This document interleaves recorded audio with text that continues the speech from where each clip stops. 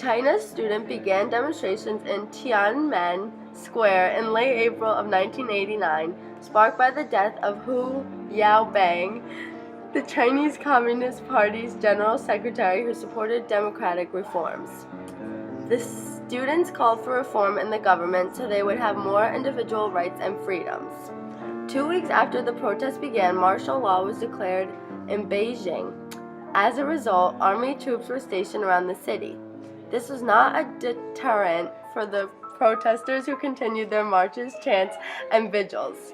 On June 4th, Chinese troops and police finally broke through to Tiananmen Square, and upon arrival, they began indiscriminately firing into the crowds. Up to 10,000 were arrested, and it was estimated that at least 300 died. When Soviet leader Mikhail Gorbachev was asked about the government action in Tiananmen Square, they replied that he was deeply saddened by China's actions. 3 weeks after the Tiananmen Square massacre, Congress voted to impose economic sanctions against China for the violence. Many of the protesters were arrested and have received varying prison sentences, and some were even executed. Apartheid officially began in 1948 when the National Party gained dominance over South Africa and began enforcing policies of racial segregation under a system of legislation called apartheid.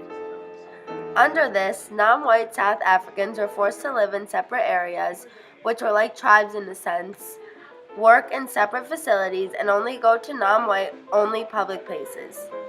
In the 1950s, the Population Registration Act of 1950 initiated the classification of all South Africans by race. These classifications broke up into blacks, whites, Asians, and mixed races. In 1958, the Prime Minister initiated the Bantu Self-Government Act, which established 10 non-white living areas called Bantustans. From 1961 to 1994, 3.5 million blacks were removed from their homes and forced into poverty-filled Bantustans. In 1960, after a series of unjust enactments and countless rebellions by non-white South Africans, police forces shot at unarmed blacks who were a part of the Pan-African Congress. 67 blacks died and more than 180 were wounded. Because of this, anti-apartheid leaders realized the only way to achieve their goals was to create their own military, which was never a threat to the state. Nelson Mandela, founder of the Spear of the Nation, the military wing of the African National Congress, was held in jail from 1963 to 1990. Mandela was banned from South Africa because he was looked at as a major threat to peace in South Africa. This added to his romantic hero image for blacks. In 1962, he came back to South Africa and was subsequently captured and put into prison for life on multiple counts. His imprisonment drew worldwide attention to the anti-apartheid cause due to the fact that he was such a prominent leader of the African National Congress, or the ANC. Eyes kept on South Africa throughout the following decades, especially during an incident in 1976 when thousands of black children peacefully protested against the Afrikaans language requirement for black African students. The students were shot at and tear gassed by the police as a result. Progress was made in 1990 when Mandela was released from jail. He led the ANC in the first official meeting with the government of South Africa. After only 3 days, the two sides committed to peaceful change. A few years later, a new constitution that included all races took effect in 1994.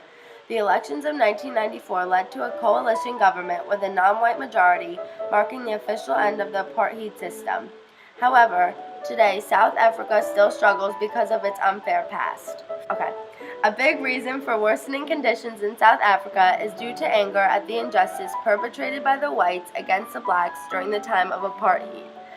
Wealth was unequally distributed in favor of the white minority. Blacks were forcibly moved to tribal-like homes that had the least productive land.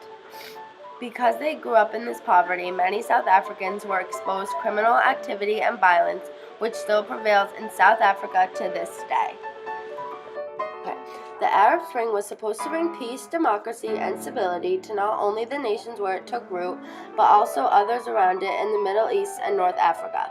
It was supposed to usher in an end of violence and heavy-handed government tactics, just like it ushered out entrenched leaders. In short, it was supposed to mean a brighter future. Not more instability, not more violence, not fewer freedoms, but that's what happened, even if the level of unrest hasn't been even or universal.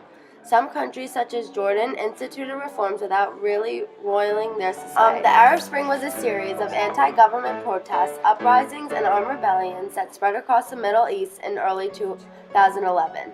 But their purpose, relative success, and outcome remain hotly disputed in Arab countries, among foreign observers, and between world powers looking to cash in on the changing map of the Middle East.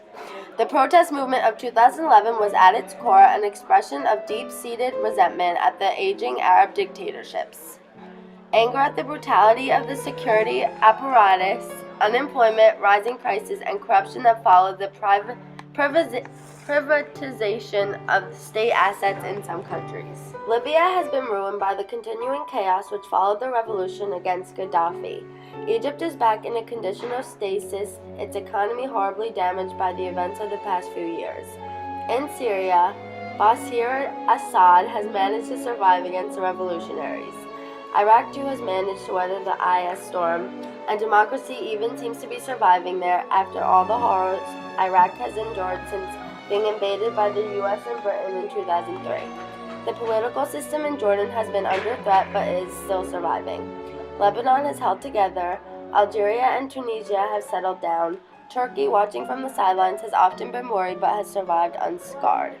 Libya announced September plans to draft new constitution, 300 revolutionary militias clashing, country unstable due to Gaddafi's overthrow.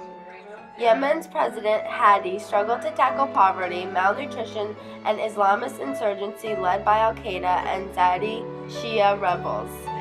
Syria increased armed conflict. Assad used chemical weapons of Damascus.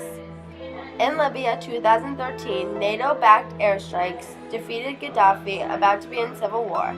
Yemen's Shiite rebellion brought country down to its knees. Syria, Assad remains in power, death toll 200,000. Libya, Syria, Iraq, and Yemen remain in civil wars due to the Arab Spring. Egypt seems to be less free and prosperous than under Hosni Mubarak. Tunisia and Morocco improved due to the Arab Spring, and the Arab Spring was rise of leaders did not come out of it, therefore they cannot manage and govern countries to the road of security and prosperity. Institutions of countries that were affected by the Arab Spring besides Tunisia either don't exist in countries or have been suppressed by the state.